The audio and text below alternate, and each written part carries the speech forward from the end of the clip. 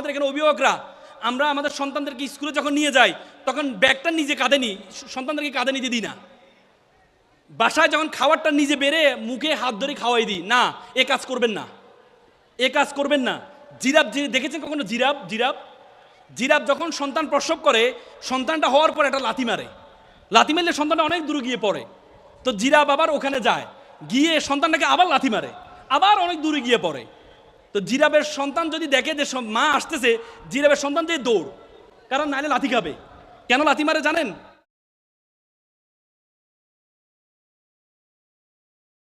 TikTok কারা ব্যবহার করে এখানে?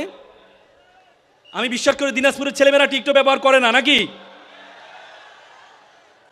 করে? ওই দিন আমি কুমিল্লা একটা প্রোগ্রামে গিয়েছিলাম, সেখানে শুনলাম একটা কলেজে নাকি 100% ফেল করছে। তা আমি বললাম করো নাকি, 100% ফেল কীভাবে করে? পরে শুনলাম যে এখানে সবাই 100% টিকটকার। মানে ওরা যে ফেল করছে ওটাও সেলিব্রেট করছে টিকটকে। আবার ব্যাকগ্রাউন্ড দিয়েছে ফেল, ফেল মানে ফার্স্ট অ্যাটেম্প ইন লার্নিং, শিক্ষার প্রথম ধাপ। হোঁচট খাওয়া কখনো পরাজয়, আমার বক্তব্য দিয়েছে টিকটকে ব্যাকগ্রাউন্ডে যে হোঁচট খাওয়া কখনো পরাজয় নয়, হোঁচট খাওয়ার পর দাঁড়ানোর প্রত্যয় না থাকে হচ্ছে পরাজয়। আমি বললাম আমিও শেষ। মানে ওরা ফেল করেছে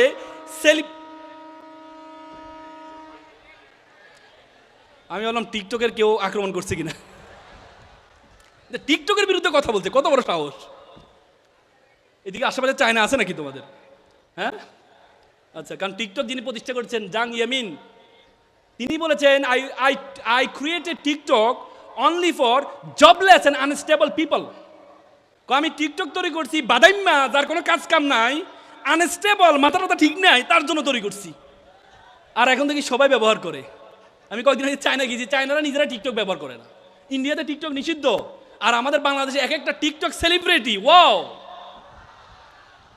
এই জন্য টিকটক সেলিব্রিটি হওয়া যাবে না। যাবে? হ্যাঁ যাবে? টিকটক ব্যবহার করবা? হ্যাঁ নাকি না? হ্যাঁ নাকি না? হ্যাঁ না? হ্যাঁ বলে হ্যাঁ। তো এটা কি হ্যাঁ হইলো নাকি না হইলো? উপরে দি হ্যাঁ, ভিতরে দি না।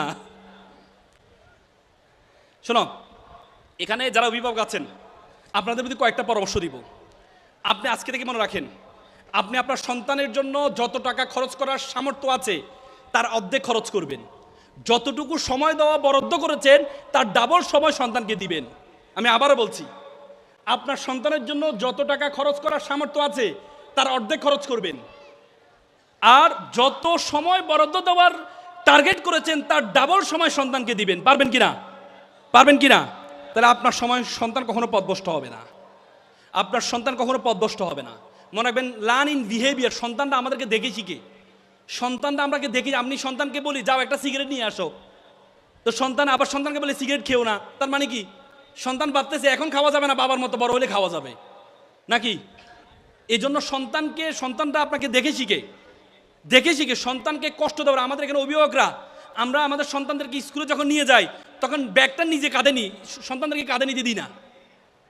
বাসায় যখন খাবারটা নিজে বেড়ে মুখে হাত ধরে খাওয়াই দিই না। এ কাজ করবেন না, এ কাজ করবেন না। জিরাফ দেখেছেন কখনো? জিরাফ জিরাফ জিরাফ যখন সন্তান প্রসব করে, সন্তানটা হওয়ার পর একটা লাথি মারে, লাথি মারলে সন্তানটা অনেক দূরে গিয়ে পড়ে। তো জিরাফ আবার ওখানে যায়, গিয়ে সন্তানটাকে আবার লাথি মারে, আবার অনেক দূরে গিয়ে পড়ে।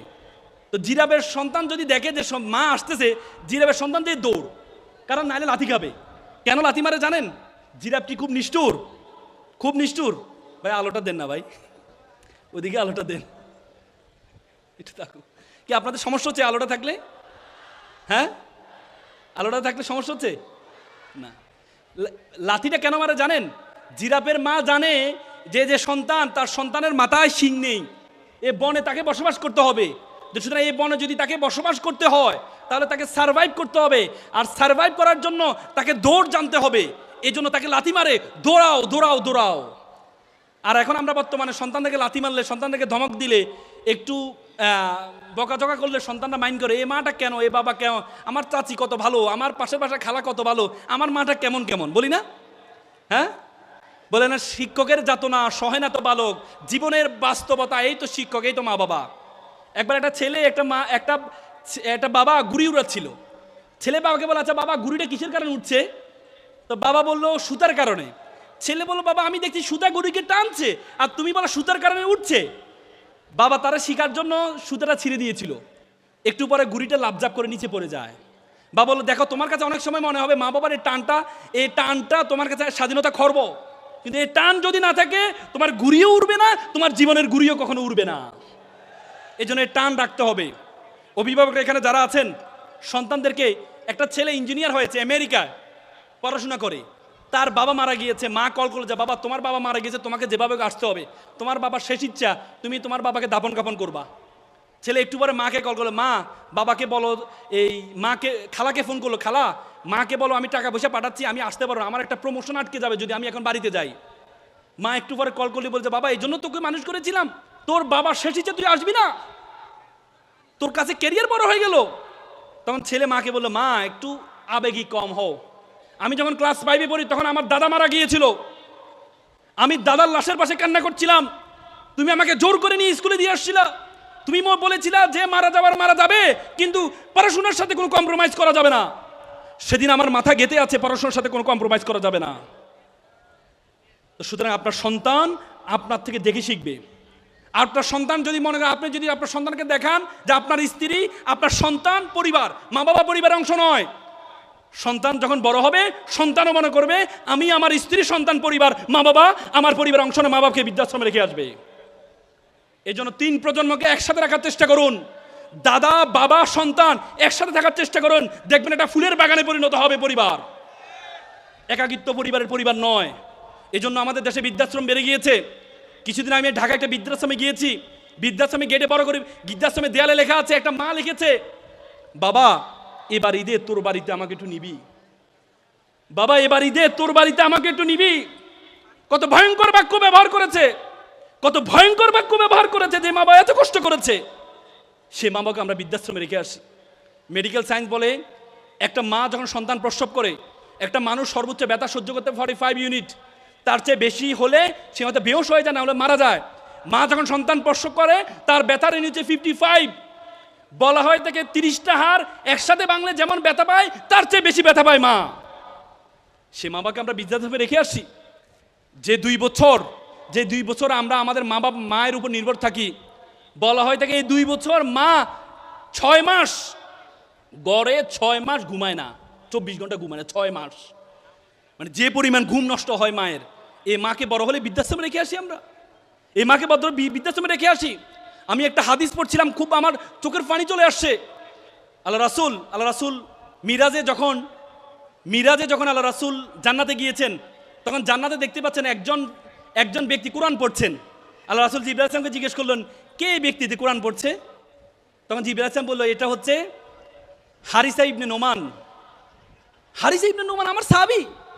এই হারিসা ইবনে নোমান তখন মৃত্যুবরণ করে নাই, কিন্তু জান্নাতে কি করছে?